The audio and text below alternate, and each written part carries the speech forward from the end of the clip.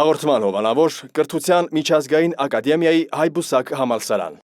Ընտրելով դպրոց ընտրում ենք երեխայի ապագան։ Ժամանակն ունի իր պահանջները, ծնողներն իրենց ցանկությունները, երեխան իր կարիքները։ Ինչպես համատեղել այս բոլորը։ Մենք ունենք պատասխանը։ Բարձրակարգ մանկավարժներ, ժամանակակից տեխնիկական միջոցներ, հարմարավետ դասասենյակներ, դասապատրաստում դպրոցում, 10-ից ավելի նախասիրական խմբակներ եւ դասընթացներ, առողջարար սնունդ, ապահով տրանսպորտ։ Հայբուսակ համալսարանի հիմնական դպրոց։ Տեղեկատու հեռախոսահամարներ 28 13 66 20 13 46 091 18 68 89 Հայբուսակ համալսարանի հիմնական դպրոց։ Հաղորդումը սպասարկում է Բելիսիմո գեղեցկության սրահը։ Մեր ստեղծագործական խումբը Հակոբ Պարոնյանի անվան երաժշտական կոմեդիայի պետական թատրոնում է։ Թատրոնի գեղարվեստական ղեկավար Երվանդ Ղազանչյանին կփորձենք բացահայտել այսօր առանց փողկապի։ Երբ որ գիտենք շենքում է պարոն Ղազանչյանը, իր աշխատասենյակի դուռը երբ որ բաց է, չէ, անգամ քայլվածքը մեր փոխվում է։ Когда его нет, он уезжает. Театр пустой, я так считаю. Даже просто не хочется приходить в театр. Այն ուշադրությունը, այն խստությունը, այն պահանջկոտությունը, որ նա ունի ընտանիքում, դա ունի նաև թատրոնում։ Ինչ կարել ջղայնացած, դերից գնում ես հրաժարվելու կամ չգիտեմ ինչ, ասպես ոգևորված կմտնես Ղազանչյանի կաբինետ եւ ժպիտը դեմքիդ դուրս կգաս։ Մենք խոսում ենք մի մարդու մասին, որը ծնվել է ղեկավար լինելու համար, կազմակերպելու համար։ Всегда в людях ценила профессионализм и человечность. Խաղաղ եւ հանգիստ կյանք Երվանդ Խաչատուրիչի հետ երբևէ չի խոստացվել։ Կատակասեր եւ լուրջ, բարի եւ դաժան։ Մի խոսքով ինքն իր մեջ կոնֆլիկտներ ունեցող մարդ, որ արվեստագետ լինելու համար պարտադիր պայման է։ В театре нет такого человека, которому бы он не помог. К нему можешь подойти даже с личным вопросом, спокойно, как с товарищем, с ним поговорить. Այս տունը ունի հայր, ունի տեր, որին ամեն ինչ հետաքրքիր է։ Ինքը իսկապես մեր բոլորիս պապիկն է։ Դուք այստեղ եք Պարոնյանի անվան թատրոնում 93 թվականից։ Այո։ Պարոն Ղազանչյան, այդ օրերի, այդ տարիների մեջ ապրված օրեր, պահեր, ակնթարթներ են եղել իրենց լավ ու վատ կողմերով թերևս։ Կյանքը երբեք ոչ միտեղ հարթ չի գնում։ Թատրոնում առավել եւս։ Մի օր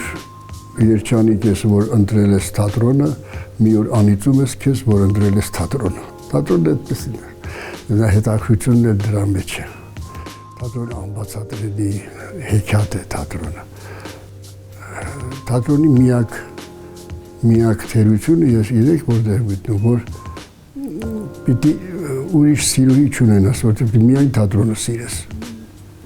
Սա շատ դժվար խնդիր է եւ մեզնից քչերս ենք, որ կարողանում ենք այդ սկզբունքին ծառայել։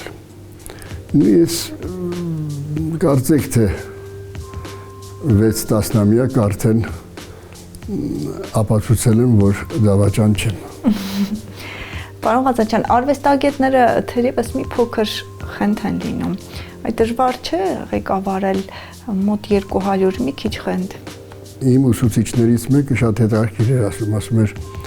թատրոնի եւ գժանոցի տարբերությունը ինչու՞մն է։ Ասում էր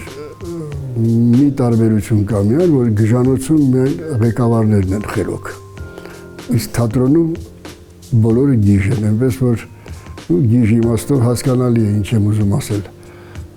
Խենթ են, շուտ են նեղվում, շուտ են վիրավորվում, որպես կանոն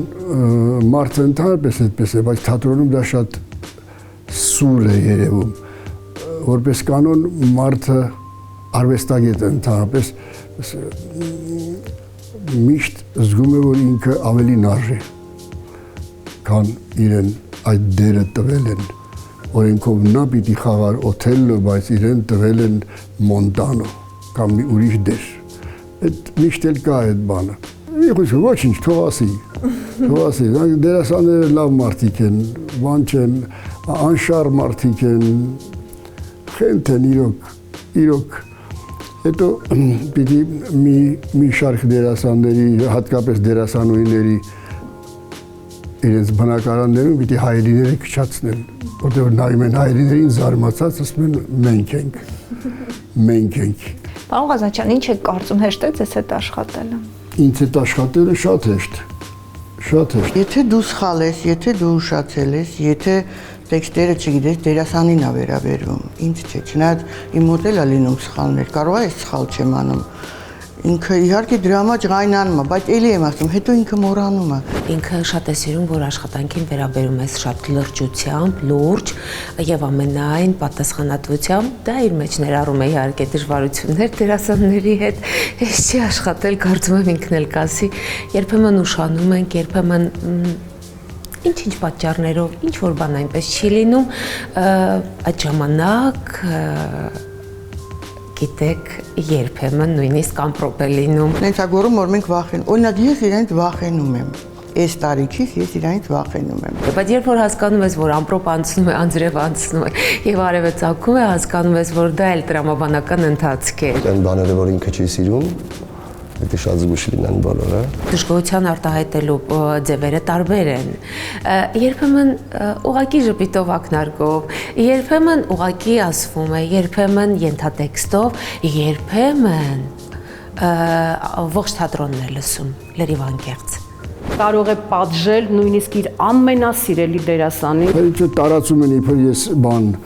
բղավում եմ փորձի ժամանակ, եւ այլ, սուտ բաներ են։ Ես պահանջում եմ սարսափելի։ Գուցե միտեղ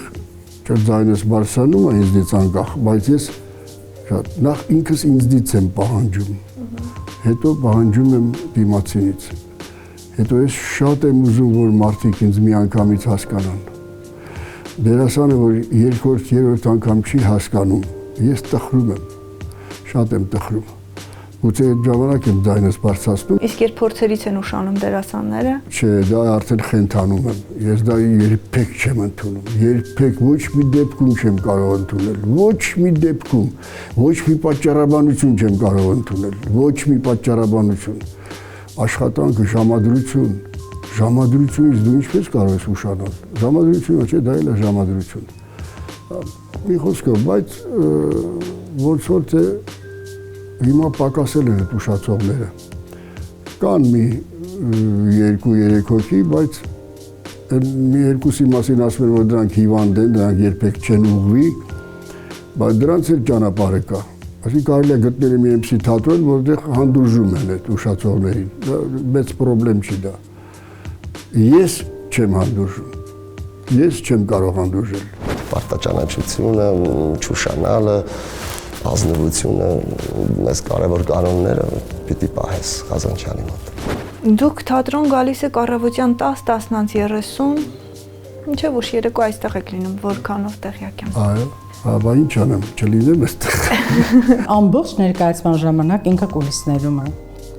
Ամբողջ ներկայացման ժամանակ ինքը դերասանի հետ խաղում է կուլիսներում։ Ես հիշում եմ դեռ հնում ես էլի այդպես առավոտ դուրս էի գալիս, երեկոյան ուշ գնում էի, մի օր հայրս ասեց, նստի, ասեց, քեզ մի բան ասեմ, ասեց, լավ իմացի, ասեց, թատրոնի գործը չանելով կվերջանա, ասեց, որ դու ինչ կան անես, այնքան գործ կա թատրոնում։ Այնպես որ հիմա ինչ ուզում ես արա, էլի միևնույն է տուն ես գնում, ասում ես, այ չհասցրի ես ինչ բանն անել, չհասցրի ես ինչին ասել, որ սա պիտի այսպես արվի, նա պիտի այնպես արվի, բան։ Էլի թատրոնը այդպես է, թատրոնում գործը չի վերջանում, թատրոնում չկա, սա իմ գործը չի, նա իմ գործն է, այս թողնա անին են մյուսը, ես սա եմ անելու, այդպես բան չկա։ Ընդմիջմանը, երբ որ գալիս է աշխատասենյակ, այդ շատ հետաքրքիր է, դուք այդ 10 րոպեում տեսնեք հանդիսատեսը ոնց է ուզում շփվի իր հետ։ Պարոն Ղազանչյան, մեծ եռանդով ու մեծ ջանասիրությամբ այսօր նաև երիտասարդների հետ եք աշխատում։ Երիտասարդ մնալու գաղտնիքը կարող ենք ասել, որ նաև սրա մեջ է թաքնված։ Դժվարանում է, ինչ ես երիտասարդ եմ, չէ, ձեր հաղորդման մեջ հնարավոր է ասել իմ տարիքը ինչ է, պետք չի ասել, կամ դուք կասեք լավ հետո։ Այդ երիտասարդ մնալու գաղտնիք բանը չեմ կարողանում հասկանալ դա ինչ է լինում, որ նախ ով ասեց, որ երիտասարդ են մնում արդեն իմ տարիքի մարդիկ, հետո չգիտեմ։ Դուք շատ երիտասարդներից ավելին եք աշխատում։ Դե հա, բապտի աշխատես բանուց, աշխատես, պարտավոր ես, պարտականություն ունես, ի վերջո, այդտեղ հիմա մենք այսպես ենք նստած, չէ, բայց ես որ այնտեղ եմ նստում, իմ պատասխանատվությունը տասնապատիկ, հարյուրապատիկ ավելանում է։ Իսկ երբ այդ աթոռից վեր եք կենում, սենյակից դուրս եք գալիս, ստացվում է արդեն այլ Երվանդ Ղազանչյան։ Չէ։ Ես սկզբից չուզեցի ասել, որ ես էլ պակաս խելագարը չեմ, էլի, այնպես որ Երբ որ դուք կարող եք աշխատասենյակում նստեք զրուցեք իր հետ, հասկանաք, որ հեշտ է իր հետ եւ զրուցելը, եւ շփվելը, երբ որ տեսնում եք իրան փորձի ժամանակ, այդ ժամանակ կհասկանաք, որ ինքը ամբողջությամբ իր կյանքով, իր ամեն ինչով տարված է բեմով, դերասանով, իր աշխատանքով։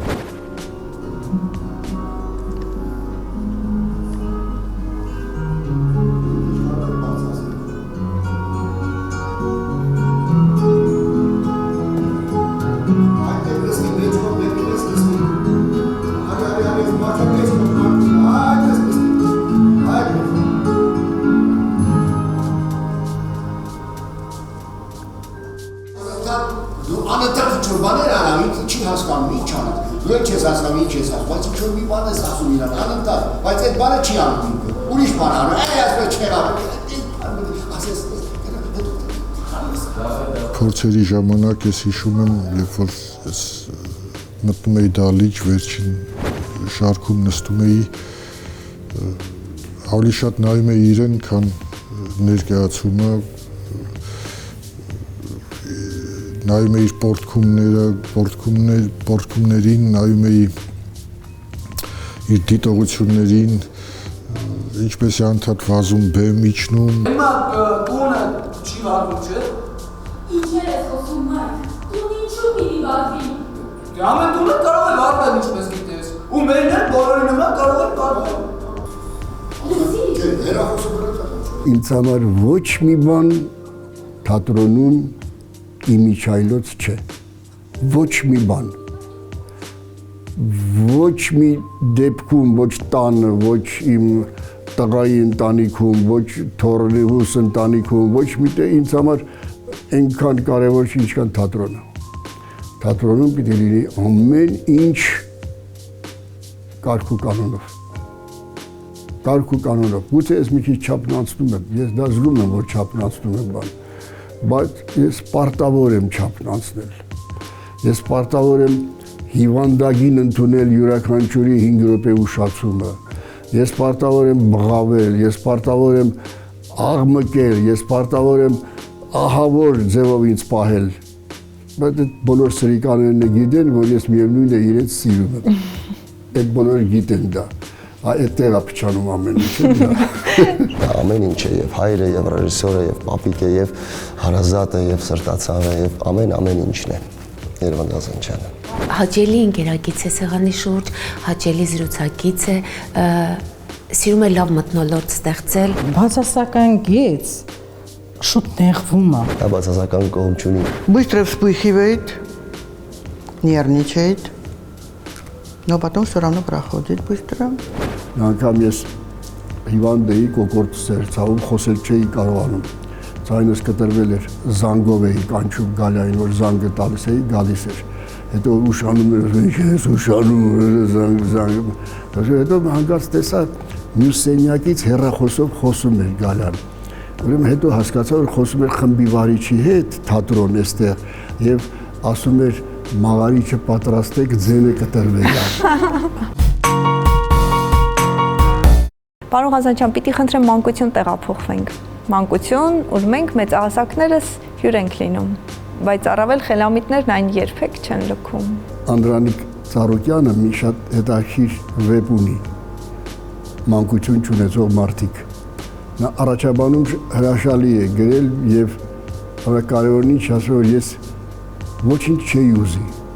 Ոչ մի բան, ոչ առաջին զավակից ճիշտ, ոչ մյուսը, ես կուզեի, որ ինձի հետ գար իմ մանկությունը։ Իմ մանկությունը չեմ ասեմ նման է եղել կամ նման չի եղել իմ հասակակիցների ու մեծ մասամբ իհարկե նման է եղել։ Հայրս աքսորված, ես ու մայրս տխուր կիսաքաղց։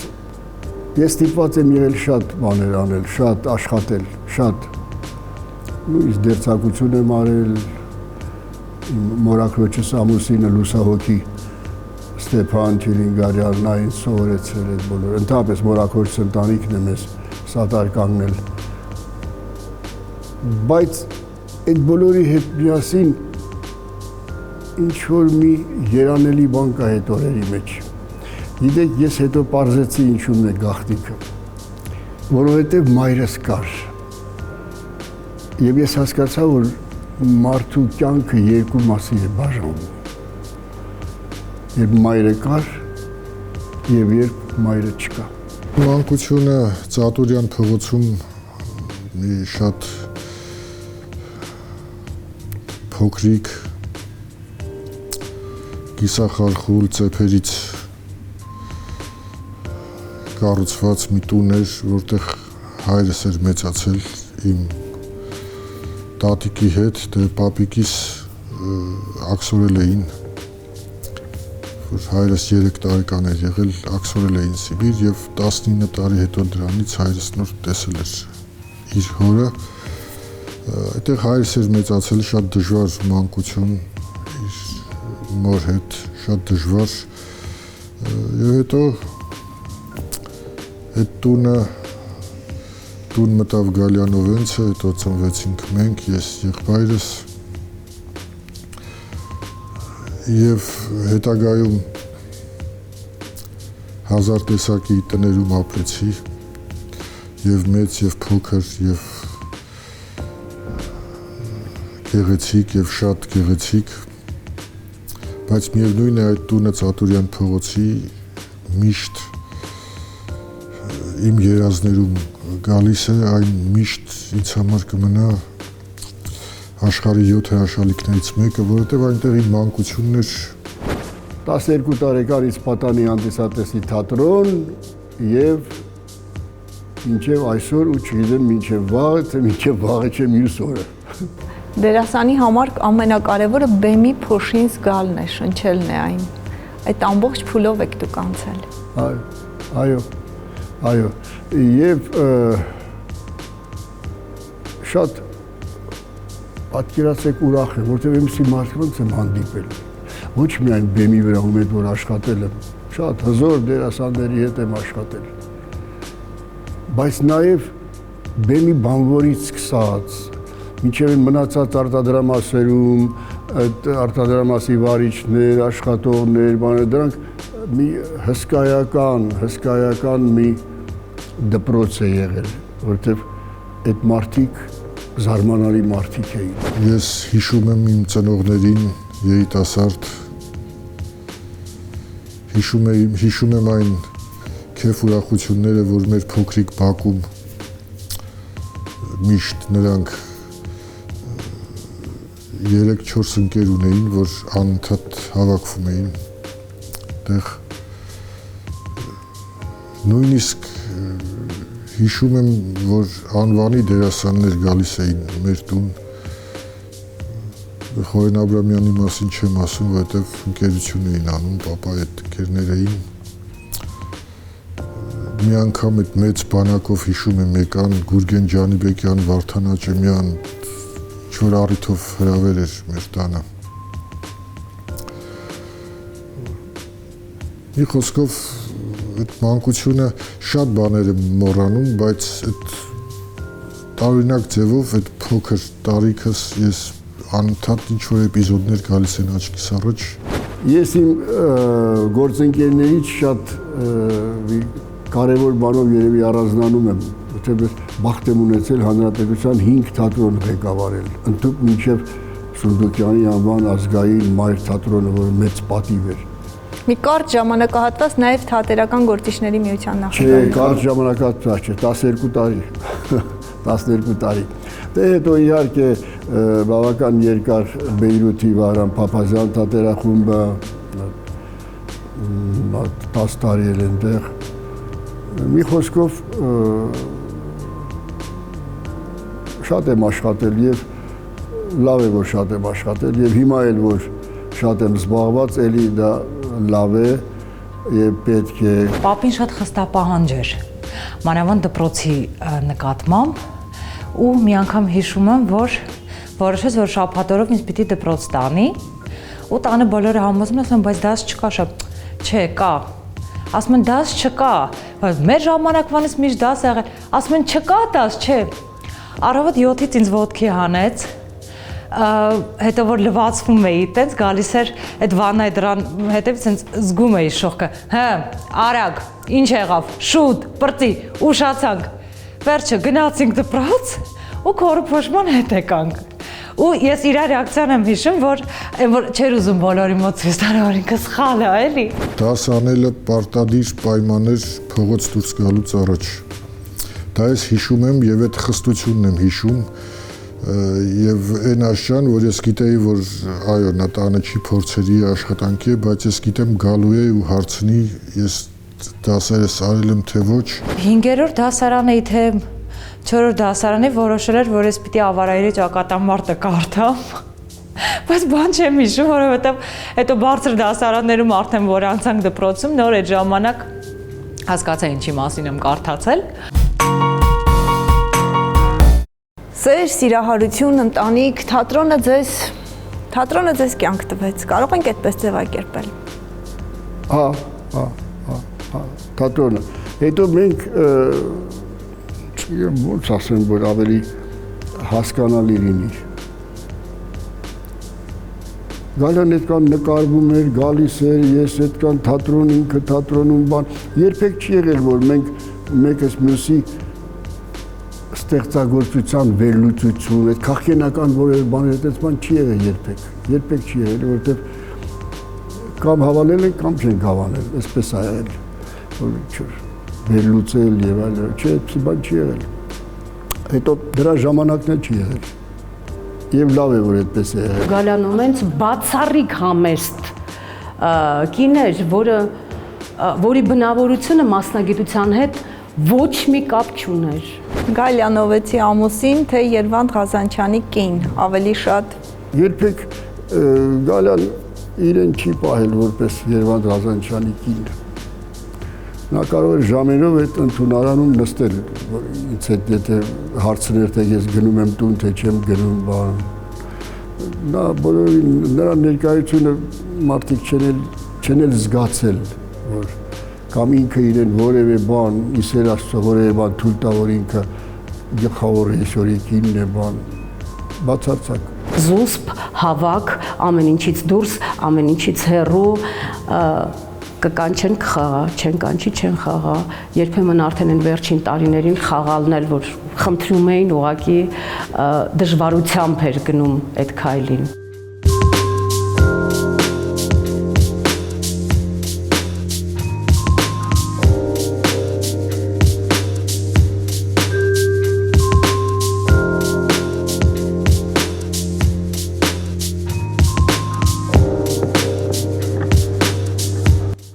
Ամենտեղ ասում էր Մարիամը գեղեցկությամբ ինձ է քաշել ու ես դա խոստովանում եմ, այո, ես գեղեցկությամբ պապիս եմ քաշել, որովհետև ինքը շատ սիրուն ու պայծառ մարդ է։ Որ Մարիամի կինն ասենք ինչ որ առիթով լաց էր լինում, նեղանում էր մեզից լաց էր լինում, որ մի բան արգելում էինք, շատ դեպքեր են եղել Լենինականից զանգել է Երևան կոդով հավաքել է ու սկսել է բողոքել։ Նշանակություն չունի ես ճիշտ էի թե սխալ էի, պապին ինձ պաշտպանում էր միշտ։ Պարոն Ղազանչյան, տարիների ընթացքում ավանդույթներ են ձևավորվել ու մի տեսակ չգրված օրենքներ են գործում, որից մեկը օրինակ չծխելն է։ Չծխելը։ Ասում են ծխողները խիստ պատժվում են այս։ Ես համաձայն եմ, որ պատժեն։ Ես մեծացել եմ Շիլաչի կոչվող թաղամասի Մետաքսի թաղամասում, որտեղ չծխող մարդ չկար, միակ մարդը ես էի։ Ես այն գլխից մինչև հիմա որ ասեմ զզվում եմ, դի մարդիկ նեղանան բան, բայց ես տուփ անգամ չեմ բռնվում։ Այդպիսի ինչ-որ մի բան կա իմ մեջ, էլի, չնայած անհայր եմ մեծացել եւ այլ, եւ Նալբանդյան դպրոց եւ այլ, բայց միևնույն է, ես ոչ փորձել եմ, ոչ էլ հետո ճիշտ ասած դա իմաստը չեմ կարողանում տեսնել։ Եթե այնպես ինչ-որ շատ մեծ դարդ ունես, լցրա օղի բանի մեջ, թեյի բաժակի մեջ խմի։ Կամ ընդհանրապես չեմ կարողանում հասկանալ այդ։ Ես մերոնց էլ միշտ զգուշացնում եմ մյուս դերասաններին, հատկապես երիտասարդներին, ինչ ասես ասում եմ, ինչ ասես, ամենաանթույլատրելի բաներն ասում եմ, որ ձեզ զորով ինչ եք սպանում, այ մարդ։ Ուրիշ միջոց գտեք ինքնասպան լինելու արեք, այդ չի կարելի։ Պատանի հանդիսատեսի թատրոնում էր դեռ մայրս այն ժամանակ այնտեղ դերասանուհի էր ու բոլոր դերասանուհիները, երիտասարդ դերասանուհիներ ծխում էին թաքուն, այսպես գրիմանոցներում կփակվեին, կծխեին, եւ ես փոքր երեխա վազվզում էի ծյուզում միջանցքներում ու գիտեմ, որ շատ խիստ է Ղազանչյանը ծխելու համար աղջիկներին, կատաստրոֆիկ հետևանքներ կարող է ունենալ։ Ու ես հիշում եմ այդ միջադեպ, երբ որ Ղազանչյանը ներքևի հարկերից արդեն տեսնում էի ուսը աստիճաներ, որ բարձրանում է վերև, ես արագ ուջուր երեխա վազելով գալիս էի գրիմանոցների դուռը ծեծում էի ու գոռում էի տանկը եկավ։ Կհիշեք, երբ հյուրախաղերի էիք գնացել Պարսկաստան, փառատոնի էիք մասնակցում եւ երկու երկիր միաժամանակ նույն ժամանակահատվածում պիտի ներկայացում խաղային։ Մեկը Հայաստանում։ Հանձնախումբը ուշացա, որտեղ գնացել էին այնտեղ նայելու։ Մենք ներկայացում պիտի խաղայինք, զուգադիպել էր եւ մեր ժամը եւ էլի ինչ որ խմբի, հիմա չեմ հիշում կոնկրետ որ երկրի թատերախմբի ներկայացման ժամերը զուգադիպել էին եւ ժյուրին պիտի գնար այնտեղ, այդպես էին որոշել։ Մեզ եկան ասեցին մի քիչ ձգեք ներկայացումը, սարսափելի շոկ էր, 40-45 աստիճան։ Երևան Խաչատուրիչին դուր չեկավ երևույթը, բայց քանի որ օտար երկրում ենք ներկայացում ենք Հայաստանը, որոշեց, որ ինչ որ ձևով կարելի է ընթառաջել, ասեց լավ 15 րոպե մաքսիմում 20 րոպե կարող եմ երկարաձգել, պարզվեց, որ այնտեղ են ուշացնում ու չէր կարելի իսկ Երևան Խաչատուրիչին ասել նշված ժամից 20 րոպե հետաձգել եւ եթե ինքը համաձայնում է, ես կարծում եմ դա մեծ երևույթ է 20 րոպեից հետո ասեց այլևս չենք սպասում ներկայացումը խաղում եք։ Ներկայացումը խաղացինք, երկու գործողություն, ֆրանսիական կոմեդիա էր, ծանր հագուստներով, երբ որ ներկայացումը ավարտվեց, մենք բոլորս ուղղակի թրջված էինք, որովհետև սարսափելի շոկ էր, հանդիսատեսը շատ ջերմ ընդունեց, շատ լավ անցավ, շատ ներկայացման ավարտին պատասխանատու անձ մոտեցավ մեզ փառատոնի հետ եւ ասեց խնդրում են կես ժամից ժյուրին պիտի գա այստեղ, խնդրում ենք նորից խաղացեք ժյուրիի կազմի համար, դա կարծում եմ վերջին կաթիլներ, որ Երվանդ Խաչատուրիչը արդեն էլ չկարողացավ համբերել ու ասաց ես դերասանական խումբ չունեմ, ես թատրոն չունեմ, որ ժյուրիի կազմին, եթե իրեն պետք էր, ուրեմն պիտի բարի լիներ ներկայացման ժամանակ հանդիսատեսի հետ նստել եւ նայել, ես որևէ բան ցույց տալու եւ ապացուցելու չունեմ ժյուրիին իմ խմբով, հանդիսատեսը ներկայացումը նայեց, հանդիսատեսը փայլուն ընդունեց, հանդիսատեսը գնահատեց մեր ներկայացումը, ես դրանով բավարարված եմ։ Օտար երկրում թե Շենգեն վիզայով, թե որ վիզայով ուզում ես լինես, Ղազանչյանի հետ դու ապահով ես, դու վստահ ես, դու ուրախ ես, դու մարդ ես, դերասան ես։ Պարոն Ղազանչյան, հայրենասիրությունը սկսվում է մեր տանից, մեր բակից, մեր աշխատավայրից։ Շարունակում նաև արտերկրում։ Մեր հայրենասիրությունը դրսևորվում է այն ժամանակ, երբ արտերկրում ենք ներկայացնում մեր հայրենիքը։ Եվ դա սահմաններ չի ճանաչում։ Ամեն կերպ ընդհուպ մինչև մեր ուտելիքները, մեր խմիչքը։ Հիմա պիտի խնդրեմ հիշեք Լոնդոնում, երբ Հայաստանից տարել էիք թթի օղի եւ կանանց հյուրասիրում էիք, իսկ նման բան չի եղել։ Ով է ձեզ ասել, չէ, եղած կլինի, հեռու չի ինձնից, բայց դա չի խանգարել, որ մենք պատշաճ ձևով հանդես գանք, որ մեծ հաջողություն ունենա ժողովրդական արտիստուհի Սվետլանա Գրիգորյանը, մի խոսքով դա էլ պետք է, կյանքը, այս բոհեմային կյանքը, Եթե դու չես ծառայեցնում դա ուրիշ նպատակների համար, այլ պարզապես ուզում ես ռեստ անել Հայաստանից Ղարաբաղի թթի օղին է եւ կարողանում ես մարդկանց մի բաժակ հյուրասիրել սեղանի շուրջ արդեն ներկայացումից հետո դա ինձ թվում է միանգամայն ընդունելի է։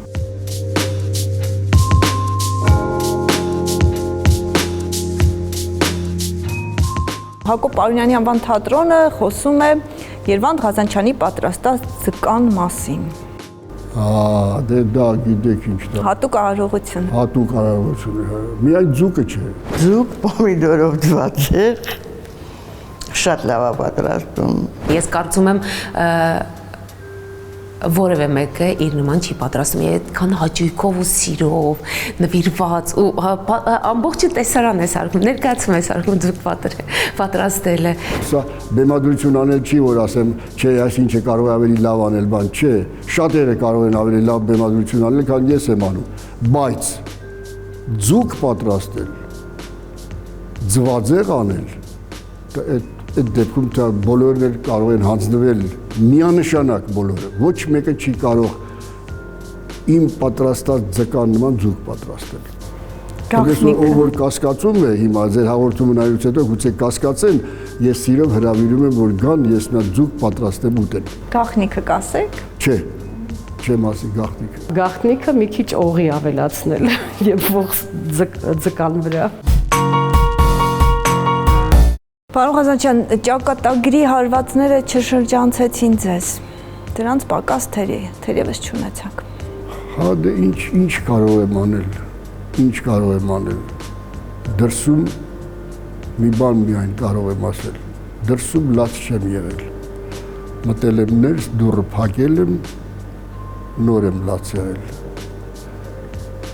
Եվ մարդը ի վերջո այնպեսի բաներ կան կյանքում, որ անզոր է,